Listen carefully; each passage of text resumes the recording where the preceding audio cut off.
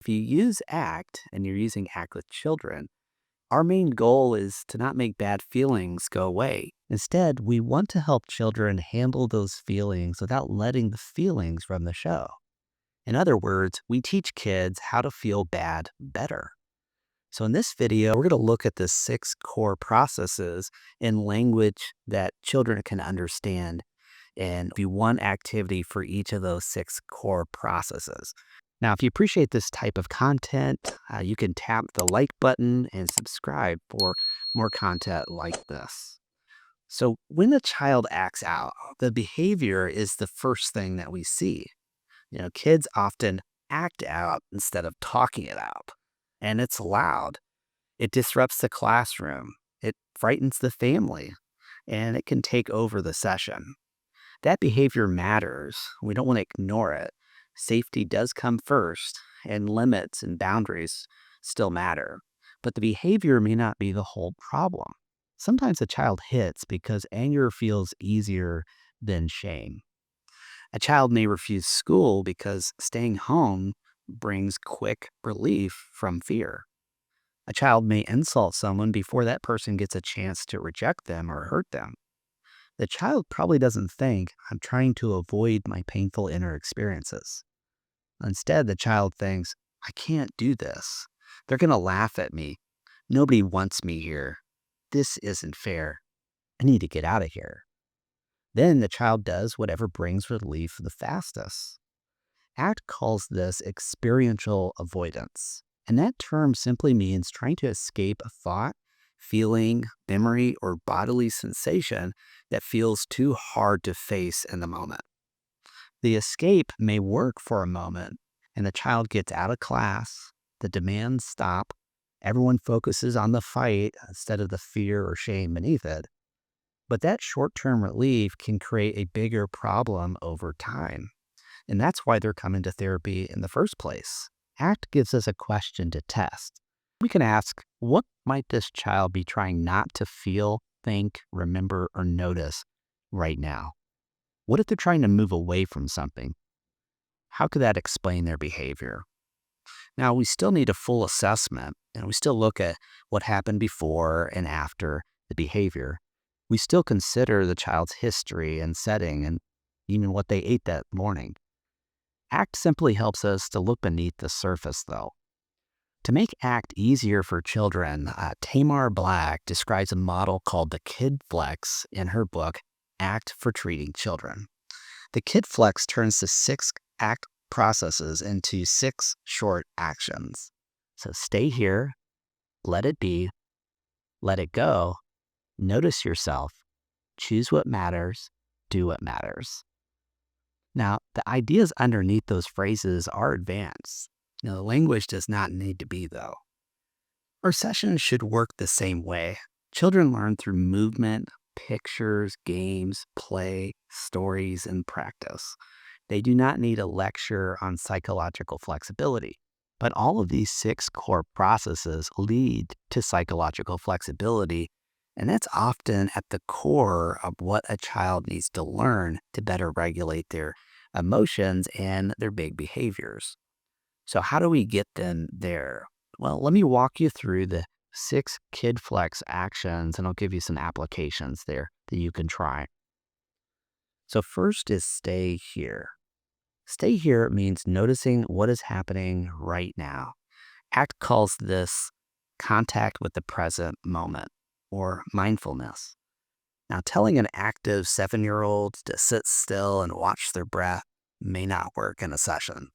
So we can begin with movement and its intentional purpose, present moment awareness. One activity is moving like seaweed. So you can ask the child to imagine that your seaweed tied to the ocean floor. A strong current moves the water. Their arms and body move in big and wild ways. Then the current begins to slow. The movement gets smaller. At last, the water becomes still. The child is going to love this because they've been waiting all day to be able to move really fast with the current or move really slow, go in slow motion, and then to be still. And for a child, this can start to regulate some of the internal activity that's going on. Now, we're not demanding that the child become calm at once. We begin where the child's body already is. Then we guide attention back to movement, muscles, and the room. Now, the goal is not perfect calm. The goal is contact with what's happening here and now. And you can dialogue with them on what that experience was like and how they felt before, during, and after. Next is let it be. Let it be is a child-friendly phrase for acceptance. Acceptance means making room for a feeling or urge instead of starting a fight with it or struggling to have it. You can think of it like a mosquito bite, for example. So if you have a mosquito bite and it lands on you, it might leave a sizable bump, and you may have an instinct or urge to scratch it. But scratching an itchy bite, you feel good for a second, but if you keep scratching it, you can tear the skin and make the problem worse. Letting the itch be does not make it feel good all of a sudden. It means noticing the urge to scratch it without doing more harm. Now, the same idea can help a child who wants to run from class and feels that urge to get up and run. It can also help a child who wants to shout at a teacher or hit a sibling or classmate. Now, we're not asking the child to enjoy the feeling, but we are helping them to learn I can have this feeling or urge without doing the first thing it tells me to do. Now, a glitter bottle can make this visible. So you get a glitter bottle, you have it prepared, and you have that child shake the bottle and watch the glitter fill the water, kind of like a snow globe. Do not force it down. You just set the bottle on the table and just have them watch what happens next. And they'll watch the glitter kind of fill the bottle and then settle to the bottom. And you explain that feelings can be like that. We do not have to shake them harder or force them away or force ourselves to calm down. We can make room for them and watch them change in just a matter of a couple minutes. Third action is to let it go. And let it go means to step back from thoughts. It's to create some distance from the thoughts that we're having. Now, ACT calls this term cognitive diffusion. Now, for this activity, I ask the child to write a few thoughts on a piece of paper. And then we make paper airplanes. So they'll have a paper airplane with different thoughts that they might have about themselves, such as, this is stupid, or my teacher hates me, I'm going to fail, I miss my parent, I want to hit something. They might put all sorts of stuff on there and maybe design and draw. That's fine too. And then we have them make a paper airplane. Now, what I do is you have the child with the paper airplane, and I also give them my paper airplane with the thoughts that I've written. And then I stand on the other side of the room, not too far from them, but I have them throw the paper airplane at me. And then I, full swat it down or really put a shield up like a cushion on my couch and I'll block it. And the kid loves it, that you're playing and interacting with them and make it very dramatic that you're struggling with the planes that are coming at you. Then I have them do that again. I say, let's try that again, but this time I'm just going to show you what it's like to not react to them. And so I'll just calmly sit in front of them and I'll have them throw the paper airplane at me, and maybe it'll bounce off my chest, or maybe it'll just go right over me, but I don't react. And then I talk about the difference of fighting the thought versus just being and allowing it to go over you.